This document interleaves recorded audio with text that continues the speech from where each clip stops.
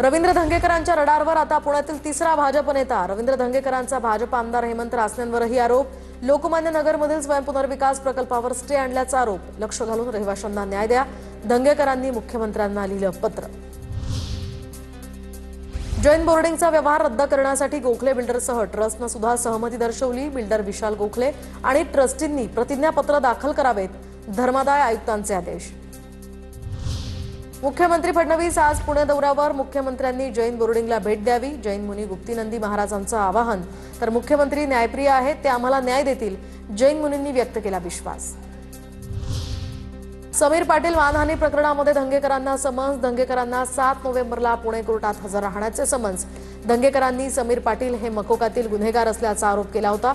निलेश गायवळची टोळी समीर पाटील चालवतो असाही आरोप त्यांनी केला होता। राष्ट्रवादीच्या आढावा बैठकीमध्ये अजित पवारांनी सर्व आमदारांना तंबी दिली। स्थानिक स्वराज्य संस्थांच्या निवडणुकीला तयार राहा, कुणाच्या भरवशावर अवलंबून राहू नका, पक्षाची ताकद दाखवा, मुंबईत फिरू नका तर मतदारसंघात फिरा, अजित पवारांचे आमदारांना आदेश।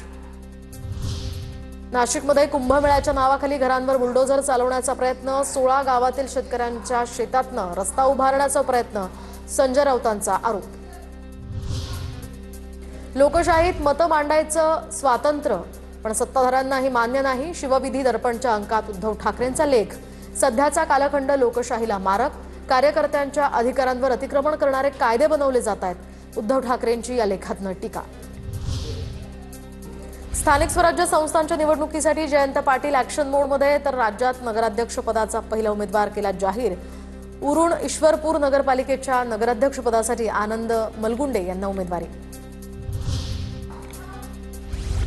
ठाण्यामध्ये सध्या राजकीय घडामोडींना वेग। दरम्यान ठाण्यामधील या ठिकाणी वास्तूंची पालिकेनं श्वेतपत्रिका काढावी असं केळकरांनी म्हटलंय।